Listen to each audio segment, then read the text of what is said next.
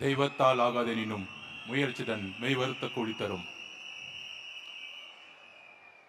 கழகத்தின் பொதுச் செயலாளர் அண்ணன் ஆனந்த் அவர்களே, கழக தலைமை நிர்வாக குழு ஒருங்கிணைப்பாளர் அண்ணன் செங்கோட்டையன் அவர்களே, பொருளாளர் வெங்கட்ராமன் அவர்களே, நண்பர் நிர்மல்குமார் அவர்களே, ஸ்ரீதர் அவர்களே, மாவட்ட செயலாளர்கள் அவர்களே, சென்னை முழுவதும் இங்க வந்திருக்கக்கூடிய மாவட்ட செயலாளர், பகுதி செயலாளர்கள்,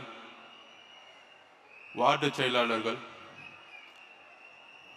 2026ஆம் ஆண்டின் முதல்வர் எங்கள் தலைவர் அண்ணன் விஜய் அவர்களுக்கு எனது வணக்கத்தை தெரிவித்து,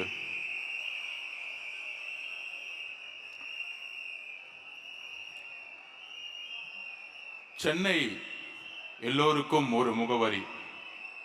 திருச்சியில் படிச்சுட்டு சென்னையில் 1999 இங்கே இருக்க நேரு ஸ்டேடியத்தோட ஸ்போர்ட்ஸ் ஹாஸ்டலில் வந்து பயணம், கவர்மெண்ட் ஸ்போர்ட்ஸ் ஹாஸ்டலில் என்னோட பயணம் ஆரம்பிச்சிச்சு. அன்றையிலிருந்து சென்னை என்னுடைய முகவரி, என்னுடைய இருப்பிடம், பிறப்பிடம் திருச்சி, என்னுடைய முகவரி சென்னை. இங்கிருந்தான் வளர்ந்தேன், முகவரி கொடுத்தது சென்னை. ஆனா அந்த சென்னை இப்ப எப்படி இருக்கு உங்களுக்கே தெரியும். இந்த சென்னையில 16 எம்எல்ஏக்கள், 4 அமைச்சர்கள். ஒரு அமைச்சர் நடந்துகிட்டே இருப்பார், முதலமைச்சர் முன்னாடி பின்னாடி. சைதாப்பேட்டை எம்எல்ஏ மா சுப்பிரமணியன். அடுத்தது இந்த தொகுதியோட எம்எல்ஏ திரு உதயநிதி ஸ்டாலின் அவர்கள், துணை முதலமைச்சர். அப்புறம் நம்ம சேகர் பாபு அண்ணன் அவர்கள். அப்புறம் நம்மளுடைய முதலமைச்சர் ஸ்டாலின் சார் அவர்கள். 4 அமைச்சர்கள் இருந்து சென்னை எப்படி இருக்கு நீங்களே சொல்லுங்க. ஒவ்வொரு தாட்டும் மழை வரும் பொழுது அவங்க தாத்தா ஐயா கருணாநிதி அவர்கள், கலைஞர் கருணாநிதி அவர்கள் வேட்டியை கட்டுக்கிட்டு இறங்குவாரு. ஒரு போட்டோ அடுத்த தினத்தந்தியில வரும். ஆஹா, இந்த மக்களுக்கு எவ்வளோ உழைக்கிறாரு. வெள்ளம் வரும் பொழுது சாப்பாடு கொடுக்குறாரு, அரிசி கொடுக்குறாங்க, வேஷ்டி கொடுக்குறாங்க. நம்ம பார்க்கும்போதெல்லாம் தெரியும், பரவாயில்லையே, மக்களோட மக்களா இருந்து இவ்வளோ கஷ்டப்படுறாங்களே வெள்ளம் வரும் பொழுது. சரி, ஓகே, அவங்க தாத்தா தான் இருந்தாரு. அடுத்தது அவர் மகன் வந்தாரு, ஐயா மு.க. ஸ்டாலின் அவர்கள். அவர் இப்ப பேண்ட் போட்டுக்கிட்டு மலையில நடந்துகிட்டு மக்களோட மக்களாக இருக்கிறேன்னு திருப்பியும் ஒரு செய்தி. அதுக்கப்புறம் அவருடைய பேரன், கலைஞருடைய பேரன் உதயநிதி மழை வரும்போதெல்லாம் இறங்கி நடந்துகிட்டு இருக்காரு. ஆனா சென்னை வாழ் மக்களுடைய பிரச்சனைகள் தீர்ந்ததே கிடையாது. வேளச்சேரி முதற்கொண்டு, கொளத்தூர் முதற்கொண்டு ஒவ்வொரு ஏரியாவும் மழை வரும் பொழுது நம்ம வந்து வீட்டை விட்டு வெளியே இருக்கக்கூடிய நிலத்துல இருக்கோம். கிட்டத்தட்ட 40% ஸ்லம்ஸ், சேரிகள் அதிகமாக இருக்கு. குடிசை மாற்று வாரியம் உருவாக்கப்பட்டது. அதோட பேரை மாத்திட்டாங்க இன்னைக்கு. ஆனால் இன்னைக்கு சென்னை மாறி இருக்கா? பூர்வக்குடி மக்களா இருக்கக்கூடிய ஒடுக்கப்பட்ட ஆதி திராவிடர் மக்களுடைய நிலைமை மாறி இருக்கா? இன்னைக்கு எதுவுமே மாறல. ஒவ்வொரு வருஷமும் கூவத்திலையும் அடையாறுலையும் வெள்ளம் வரும் பொழுது மக்கள் எப்பயுமே வெளியே வந்துட்டே இருக்கிறாங்க. இப்ப இந்த 16 தொகுதியிலும் அவங்களுக்கு ஒரு நினைப்பு இருக்கு. 1962 இருந்து சென்னை திமுகவோட கோட்டை, யாராலையும் அசைக்க முடியாது அப்படின்னு ஒரு பிம்பத்தை உருவாக்கி வச்சிருக்காங்க. அதற்கான ஒரு ரவுடி பலம், அதற்கான ஒரு பண பலம், இதையெல்லாம் தட்டி கேட்டா அடுத்த செகண்ட் காவல்துறையை வச்சு அடக்குமுறை. இங்க இருக்க மாவட்ட செயலர் சொன்னாரே, இங்க இருக்க சிற்றரசு துணை முதலமைச்சர் பெயரை சொல்லிக்கிட்டு எந்த அளவிற்கு இங்க வந்து செயல்பட விடாம நிப்பாட்டுறாருன்னு. அதிகாரமும் பணபலமும் இந்த தேர்தலில் 26 எங்க அண்ணன் தலைவர் முதலமைச்சர் ஆறும் பொழுது உங்களை எப்படி தூக்கிறீன்னு எங்களுக்கு தெரியும்.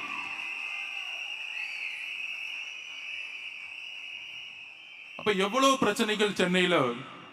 ஒரு இலவச பேருந்துங்கிறாங்க, சொன்ன டைமுக்கு பஸ் வராது, நம்மளால ஒரு இடத்துல இருந்து இன்னொரு இடத்துக்கு போக முடியாது. இதுல வட சென்னை ஒரு மாதிரியும் சென்னை தென் சென்னை ஒரு மாதிரி இருக்கும், மத்திய சென்னை ஒரு மாதிரி இருக்கும். வட சென்னைக்குள்ள பெரும்பாலும் சேரிகளும் ஸ்லம்ஸ் மட்டும்தான் இருக்கும். அங்க ஒரு முன்னேற்றமும் கிடையாது. ஒரு சரியான மருத்துவமனை இருக்கா? சரியான பள்ளிக்கூடம் இருக்கா? இந்த திமுக வட சென்னை மக்களை எந்த அளவிற்கு தவறா யூஸ் பண்றாங்கன்னு உங்களுக்கு தெரியும். வட சென்னை தென் சென்னையில இருக்கக்கூடிய முன்னேற்றம் ஏன் வட சென்னையில இல்லை? அப்ப இந்த சென்னையுடைய முன்னேற்றம் ஒட்டுமொத்த நிர்வாக சீர்கேடு. ஐயா ஸ்டாலின் அவர்கள் மேயரா இருக்கும்போது சொன்னார், சிங்கப்பூரா மாத்துவேன் அப்படின்னு சொன்னார். மக்கள் நம்மளே மேயராக்குனாங்க. அடுத்து துணை முதலமைச்சர் ஆனார். இல்ல இந்த சென்னையை சிங்கப்பூரா மாக்குவேன்னு சொன்னார். அடுத்தது ஐயா ஸ்டாலின் அவர்களே, இன்னைக்கு நீங்க முதலமைச்சராகவும் ஆயிட்டீங்க. ஆனால் ஒவ்வொரு வருஷமும் மழை வரும் பொழுது கொடையை எடுத்துக்கிட்டு நீங்க மட்டும் வந்து வாக்கிங் போயிட்டு ஒரு நடிப்பை மட்டும்தான் கொடுத்துட்டு இருக்கீங்க. ஆனா சென்னை மக்களுடைய வாழ்க்கை மாறினதா வரலாறு கிடையவே கிடையாது. ஆனால் இந்த தேர்தல் சென்னை மக்களுடைய வாழ்க்கையை மாற்றும். நீங்க சொல்றீங்களே பெரிய பெரிய அமைச்சர்கள் இவங்களுக்கெல்லாம் தேர்தல் தெரியும், தேர்தல் வேலை நல்லா செய்ய தெரியும். மாண்புமிகு மாவட்ட செயலர் அவர்களே, எதை பத்தியும் கவலைப்படாதீங்க. தலைவருடைய ஒரு முகம் போதும், தலைவருடைய ஒரு முகம் போதும். அவர்கிட்ட உண்மை இருக்கு. ஒரு 2 நாள் முன்னாடி தலைவர் பேசும் பொழுது இந்த நாடே அதிர்ந்துச்சு. எப்படி அதிர்ந்துச்சு? எடுத்தவொடனே ஆரம்பிச்சாரு, 1 மாசமா தலைவர் மேல குற்றச்சாட்டு, அவரு பேசல, அவருக்கு அழுத்தம், அவரு கொஞ்சம் பயந்துட்டாரு, மிரட்டிட்டாங்க, அவ்வளவுதான், சிம்பிள் வராது, தேர்தல் விட்டே போயிடுவாங்க. திமுக எவ்வளவு பெரிய கீழ்த்தரமான பிரச்சாரம் இது. ஒரே ஒரு விஷயத்தை புரிஞ்சுக்கணும், திமுக நம்மளை மட்டும் பார்த்துதான் பயப்படுது. இந்நேரம் 38 டிஸ்ட்ரிக்ட்ல 32 டிஸ்ட்ரிக்ட் தலைவருடைய சுற்றுப்பயணப்படி முடிஞ்சிருக்கணும். ஆனா ஏன் முடியல? தலைவர் எந்த மாவட்டத்துக்கும் போகக்கூடாத ஒரு சூழ்ச்சியை திமுக கரூர்ல உருவாக்குச்சு. அதுதான் திமுகவுடைய சூழ்ச்சி. கரூர் எதனால் ஏற்படுத்தப்பட்டது? திமுகவுடைய முழுக்க முழுக்க சூழ்ச்சி. திருச்சி அரியலூர்ல ஆரம்பிச்சு நாகப்பட்டினம் போய் அப்படியே நாமக்கல்ல வந்து கரூர்ல முடிக்கும் பொழுது திருவாரூருடைய தலைவருடைய கூட்டம் இருக்கே, அன்னைக்குதான் நானே நம்பினேன். கலைஞர் பிறந்த ஊர். கிட்டத்தட்ட எலெக்ஷன்ல நின்னாங்கன்னா 50% ஓட்டு வாங்குவாங்க யார் எம்எல்ஏ நின்னாலும். ஆனால் அந்த மாவட்டத்துல 3 மணி நேரம் ஆச்சு 3 கிலோமீட்டர் கிராஸ் பண்றதுக்கு தலைவர். அதுதான் திருவாரூர் மக்களுடைய அரவணைப்பு. அப்படி ஒவ்வொரு மாவட்டமும் தலைவர் விஜய் அவர்களை அரவணைச்சு. அப்ப இந்த பிரச்சாரம் தொடர்ந்தா என்ன ஆகும்? 32 மாவட்டத்தை நேரம் முடிச்சிருந்தா என்ன ஆகும்? போடு, பிரச்சனையை உருவாக்கு. அதை யாரு ஏற்படுத்தணும்? செந்தில் பாலாஜியை கூப்பிடு, ரவுடியை கூப்பிடு, உருவாக்கு. 3 பேர் சேர்ந்த கூட்டணி. நைட்டே தெரிஞ்சிச்சு பாருங்க. செந்தில் பாலாஜி வேலையை செஞ்ச உடனே மகேஷ் பொய்யாமொழி ஓடி வந்தாரு. மகேஷ் பொய்யாமொழி ஓடி வந்த உடனே காலையில உதயநிதி வந்துட்டாரு. ஏன்? இதுதான் நம்ம பிரச்சாரத்தை முடக்கக்கூடிய மிகப்பெரிய ஆயுதமா அவங்க கையில் எடுத்தாங்க. அந்த பிரச்சாரம் இன்னும் 32 மாவட்டம் நடந்திருந்தா எவ்வளவு பெரிய எழுச்சிகள். ஆனால் அவங்க பண்ணது பெரிய தப்பு என்ன தெரியுமா? தலைவரை டச் பண்ணிட்டாங்க. அந்த கரூர் மக்கள் ஒருத்தர் கூட தலைவரை ஒரு இடத்துல கூட வந்து மனசு வந்து திட்டல. இதுதான் தமிழக மக்களுடைய உணர்ச்சி. உதயநிதி அவர்களே, மகேஷ் பொய்யாமொழி அவர்களே, செந்தில் பாலாஜி அவர்களே, உங்களுடைய 3 பேர் கூட்டணியோடைய சூழ்ச்சி கரூர் மக்களே தூக்கி எறிஞ்சாங்க 30 நாள்ல. அது மிகப்பெரிய பேரன்பா தமிழக மக்கத்துல மாறியது. இந்த திமுக இந்த மாதிரி ஒரு படுபாவித்தனத்தை செஞ்சிருச்சே. பெண்கள் மக்கத்துல மிகப்பெரிய எழுச்சி, ஒரு அன்பு, ஒரு ஆதரவு எங்கிருந்து உருவாச்சுன்னா கரூர்ல இருந்து உருவாச்சு. உங்க சூழ்ச்சியை தூக்கி எறியலாம். ஐயோ அவங்க சூழ்ச்சி பண்ணிருப்பாங்களா அப்படின்னு சில பேர் கேட்பாட்டாங்க. இந்த கரூர் முடிஞ்ச உடனே எஸ்ஓபின்னு ஒண்ணு போட்டிருப்பாங்க, ஒரு சட்டம் போட்டிருப்பாங்க. அந்த சட்டம் பிரிட்டிஷ் கவர்மெண்ட்ல கூட கிடையாது. இந்த சட்டம் என்னத்துமா சொல்லுது? நிகழ்ச்சி ஏற்பாட்டர்கள் பர்மிஷன் வாங்கணும்னா 30 நாளுக்கு முன்னாடி காவல்துறையிட பர்மிஷன் வாங்கணுமா. அதுக்கப்புறம் சட்டம் என்னத்துமா சொல்லுது, நிகழ்ச்சி ஏற்பாட்டர்கள் தான் மக்களுடைய பாதுகாப்புக்கு பொறுப்பான். நீங்க கூட்டிட்டு வர கூட்டம் வந்தோ, நேத்து பெண்கள் பாதுகாப்பு மாநாடு ஒன்று நடத்துனீங்களே, நீங்க கூட்டிட்டு வர கூட்டம்லாம் லாரிலையும் வடமாநில தொழிலாளர்களையும் கவர்மெண்ட் பஸ்லயும் கூட்டிட்டு வந்தீங்க. எங்களோட கூட்டம் 10,000 பேர்னா 1,00,000 பேர் வராங்க. அப்ப மக்கள் பாதுகாப்புக்கு யாரு பொறுப்பு? ஒவ்வொரு மாவட்டத்திலையும் பெட்டாலியன்ஸ் இருக்கு, லா அண்ட் ஆர்டர் போலீஸ் இருக்கு. எதுக்கு? மக்கள் பாதுகாப்புக்கு தான் தமிழக அரசு, தமிழக போலீஸ். வேற எதுக்கு? இப்ப லேட்டஸ்டா எஸ்சிபி என்கொயரியில எஸ்பி சொல்றாரு 7:45 மணி வரைக்கும் அவருக்கே தகவல் வரலையா. ஆனா முதலமைச்சர் எல்லாம் என்ன சொல்றாங்க, நம்ம தான் வந்து தப்பு பண்ணிட்டோமா. ஒரு எஸ்பிக்கே தகவல் வரும் பொழுது டிவிக்கே எப்படி தகவல் வரும்? இது கூட உங்களுக்கு தெரியல. அப்ப தலைவருடைய பிரச்சாரத்தை முடக்கிறதுக்கு தான் இந்த கருரை உருவாக்குனது. அதுல மிகப்பெரிய பிரச்சனை என்ன ஆச்சுன்னா, திமுகக்கு தமிழக பெண்களுக்கு தெரியும், இந்த படுபாவிங்க இந்த பழிய செஞ்சுட்டாங்களே இவங்களோட அரசியலுக்காக. அங்கிருந்து எந்திரிச்சு வந்தார் ஈரோடு. இதோ வரப்போறாரு, அடுத்த வாரத்துல இருந்து வரப்போறாரு தமிழகம் முழுவதும். இப்ப தெரியும் உங்களுக்கு, நிப்பாட்ட முடியாது, உங்க சூழ்ச்சி நிப்பாட்ட முடியாது, உங்க எஸ்ஓபி நிப்பாட்ட முடியாது. இம்மீடியட்டா நாங்க உயர் நீதிமன்றத்துக்கு போறோம். இந்த ஜனநாயக படுகொலைக்கான எஸ்ஓபி கேட்டு நாங்க போறோம். அப்ப தலைவரை நிப்பாட்டணும், தலைவரை முடக்கணும். இவங்க எப்படி அரசியல் பண்ணுவாங்கன்னா, ஐயா உதயநிதி அவர்கள் ரெட் ஜெயின் மூவி வச்சு ஒரு மூவி எடுப்பாரு.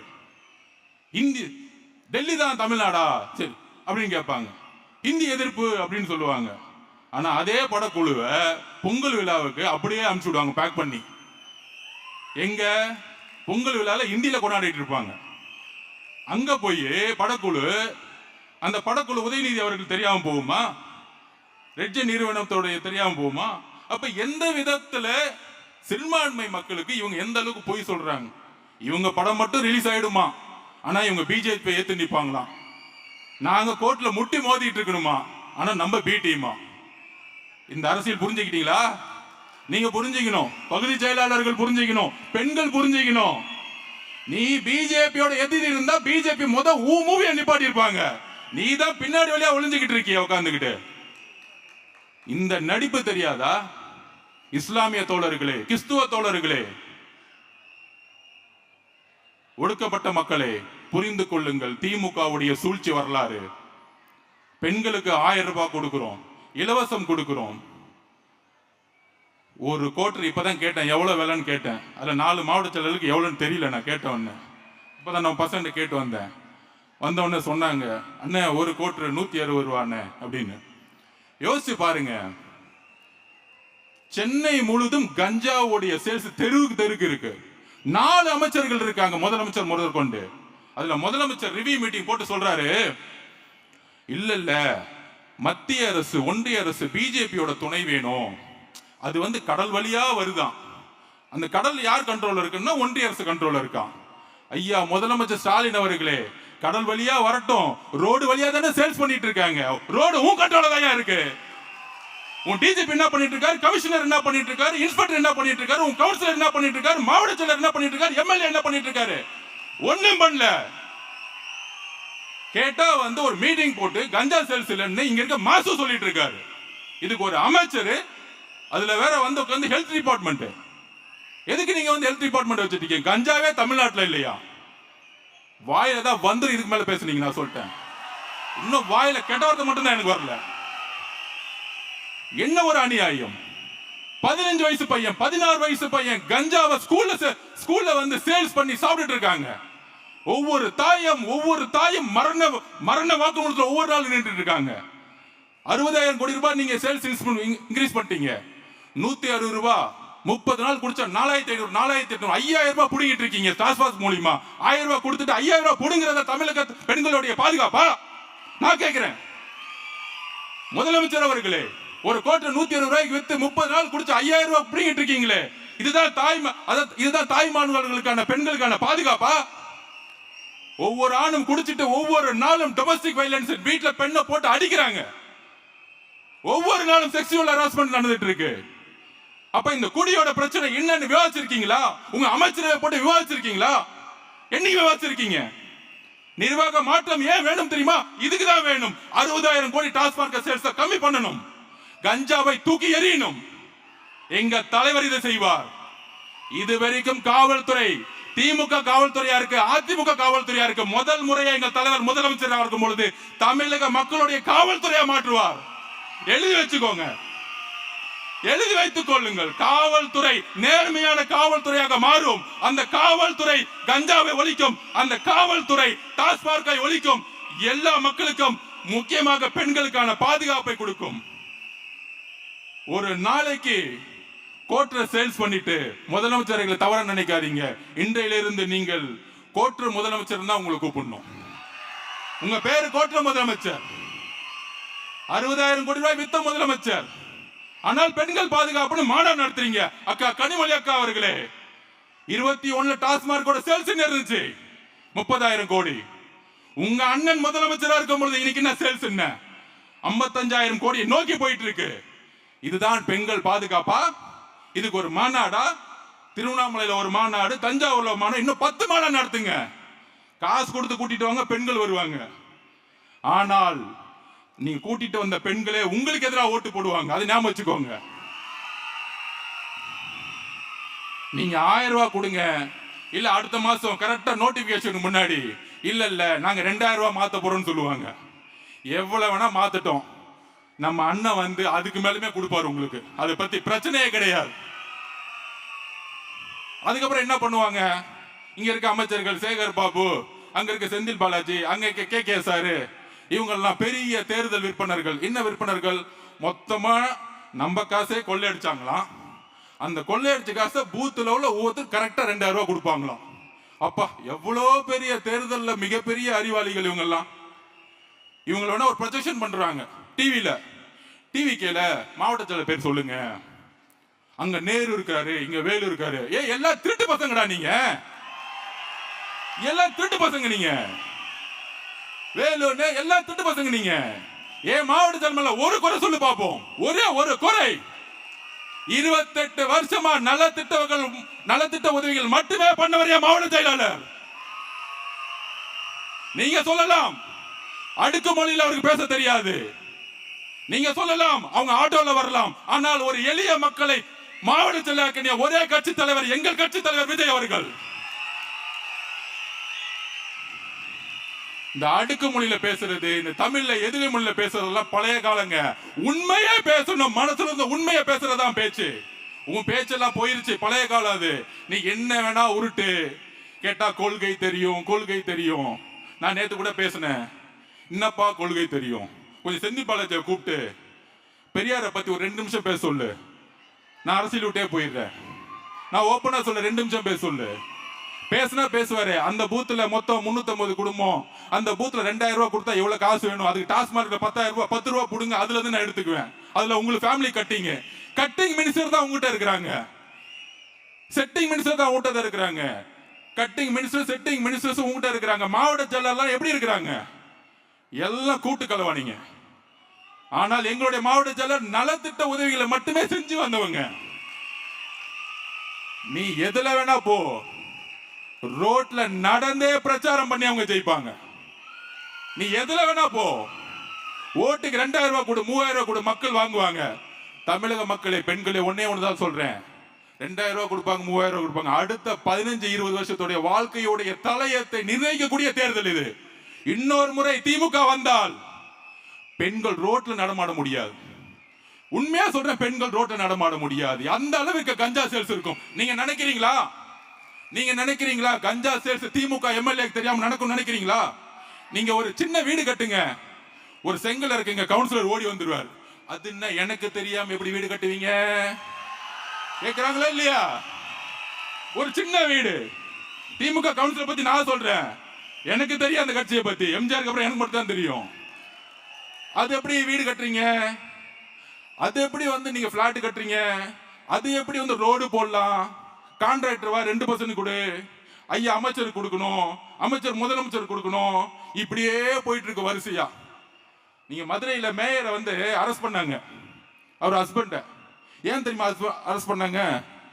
நேருக்கே தெரியல, என்னடா நமக்கு தெரியாமல 200 கோடி ரூபாய் அடிச்சிருச்சு, நம்ம கலெக்ஷன் வரலையே, நம்ம கட்டிங் வரலையே, அப்ப தூக்கி அந்தமா போடு. ஏதோ மதுரையில மட்டும்தான் கரப்ஷன் நடந்துட்டு இருக்கான், சென்னையில வந்து கரப்ஷனே நடக்கலையா.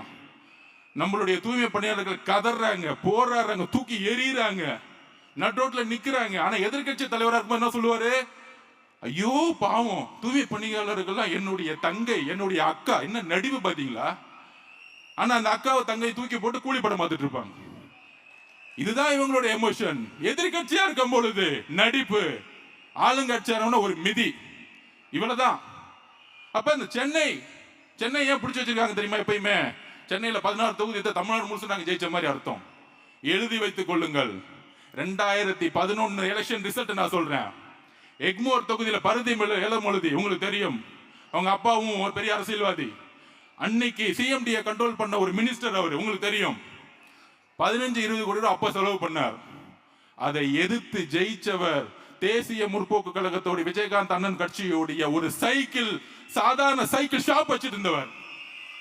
எப்படி அன்னைக்கு பணம் தூக்கி எறியப்பட்டதோ, அன்னைக்கு 2014 எல்லா ஆட்சியும் இருந்துச்சு. Central government power, state, panchayat எல்லாமே கண்ட்ரோல் இருந்துச்சு. ஆனா 2014 தூக்கி எறிஞ்சாங்க மக்கள். ஏன்னா மக்களுக்கு தெரியும் ஒரு உண்மையான தலைவர் வேணும். அன்னைக்கு தலைவர் டிக்ளேர் பண்ணிட்டார்.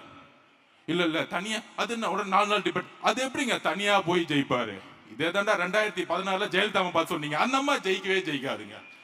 அந்த அம்மா என்னங்க 4 பொதுக்கூட்டத்துக்கு வந்து போயிட்டாங்க. ஒரே ஒரு விஷயத்தை பதிவு பண்ணிக்கிறேன். நீங்க 10 பேர் சேர்ந்துக்கலாம், ஆனால் ஒரு தலைமையோடைய முகம் வேண்டும். நீங்க எந்த கூட்டணி வேணா சேர்ந்துக்கலாம். டெல்லியை கூப்பிட்டுக்கோங்க, இங்க கூப்பிட்டுக்கோங்க, அங்க கூப்பிட்டுக்கோங்க, பழைய மினிஸ்டர் கூப்பிட்டுக்கோங்க, முதலமைச்சர் கூப்பிட்டுக்கோங்க, எல்லாத்தையும் கூப்பிட்டுக்கோங்க. ஆனால் ஒரு தலைமை வேண்டும். தலைமை இல்லாத எந்த கூட்டணி மக்கள் ஆதரிச்சத வரலாறே கிடையாது. எம்ஜிஆரை விரும்பினது அவருடைய தலைமைக்கு. தலைவர் சொல்லக்கூடிய 234 கேண்டிடேட்டும் அவருடைய முகம். அவர் முதலமைச்சரா வரணும் தான் ஓட்டு போட போறாங்க. இங்க இவர் வரணும் அவர் வரணும் கிடையாது. தமிழக மக்கள் ரெடி ஆயிட்டாங்க. நீங்கள் உறுதியாக ஆகுங்க. சென்னையில தான் அதிகமான கஞ்சா சேல்ஸ். ஆனா இங்க இருக்க ஹெல்த் மினிஸ்டர் சொல்லுவாரு ஒண்ணுமே நடக்கல. அப்ப எந்த அளவுக்கு செய்தியை அவங்க மறைக்கிறாங்க. அவங்களுடைய வேலையை என்ன தெரியுங்களா? செய்தித்துறையை வச்சுக்கிட்டு எல்லா செய்தி சேனலும் வாங்கிட்டாங்க, யூடியூப் எல்லாம் வாங்கிட்டாங்க. நீங்க எதை பாக்குறீங்களோ நம்ம நினைச்சுக்கோ, நமக்கே ஒரு பிரச்சனை வந்துடும். ஐயோ இப்படி சொல்றாங்களே அப்படி சொல்றாங்களே. தயவு செஞ்சு எதையும் நம்பாதீங்க. தலைவர் பேசுறது 5 கோடி பேருக்கு ரீச் ஆகுது. நான் அன்னைக்கே சொன்னேன், முதலமைச்சர் மொழிபோர் தியாகிகளை பத்தி பேச போறாரு, யூடியூப்பை பாருங்கன்னு. நான் பார்த்துட்டு இருக்கேன். நான் சொன்னது 600 பேர், அன்னைக்கு பார்த்துட்டு 320 பேர். அவ்வளவுதான் மக்களுடைய கமிட்மெண்ட். அவ்வளவுதான். ஒரு முதலமைச்சர் பேசுனா கமிட்மெண்ட் இல்ல, யாரும் பார்க்கறது தயாரா கிடையாது.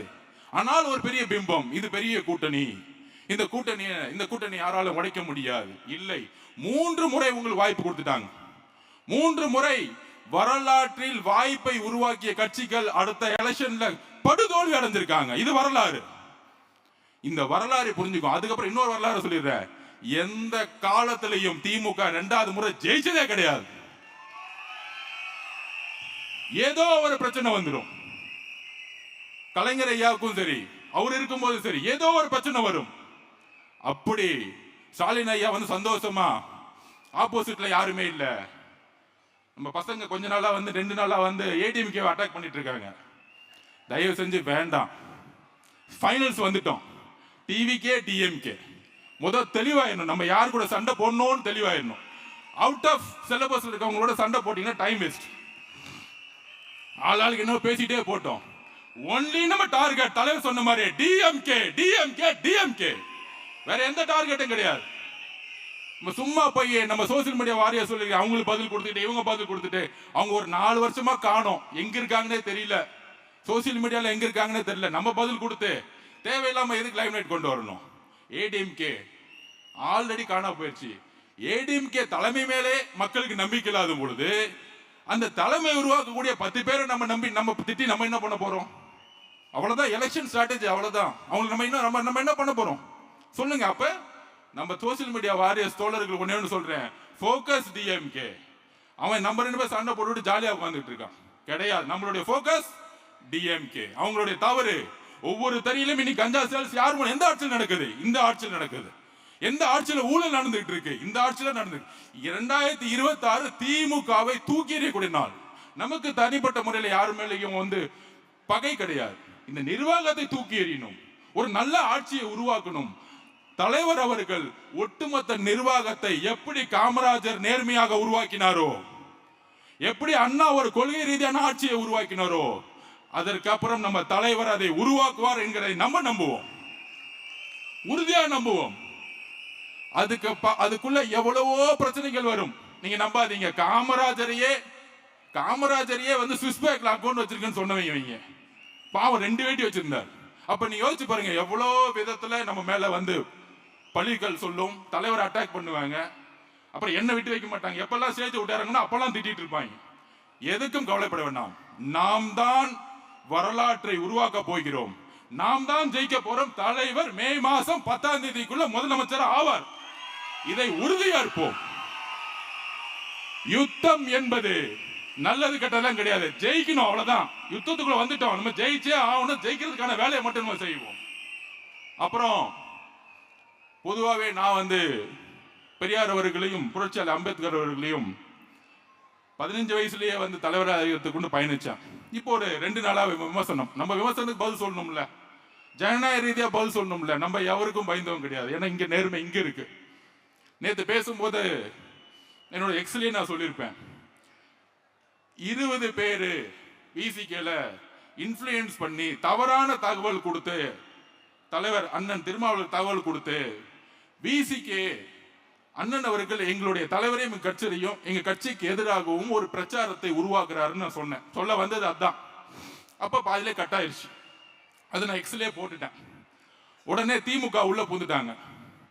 அண்ணன் திருமாவளவர்களுக்கும் ஆதவர்ஜுனா அவர்களுக்கும் எப்படி ஒரு கழகத்தை மூட்டி உள்ளான். நான் இன்றைக்கும் உறுதியாக சொல்லுகிறேன், என்னுடைய கொள்கை ஆசான் அண்ணன் திருமாவளவன் அவர்கள், எனக்கான முகவரியை கொடுத்தது அண்ணன் திருமாவளவன் அவர்கள். என்றைக்கும் ஆதவர்ஜுனா நன்றியை மறந்தது கிடையாது, யாருக்கும் துரோகம் செஞ்சது கிடையாது. இதை நான் பதிவு பண்ணுகிறேன். அதே மாதிரி மார்க்சிஸ்ட் கம்யூனிஸ்ட் கட்சியோட தோழர் சண்முகம் அண்ணன், அதே மாதிரி KP பாலகிருஷ்ணன் அவர்கள் தங்களுடைய வாழ்க்கையை இந்த சமூகத்திற்காக அர்ப்பணித்தவர்கள். இவங்களுக்கும் நமக்கும் எந்த விதமான வேறுபாடும் கிடையாது. கொள்கை அளவில் அரசியல் வேறுபாடு இருக்கலாம்.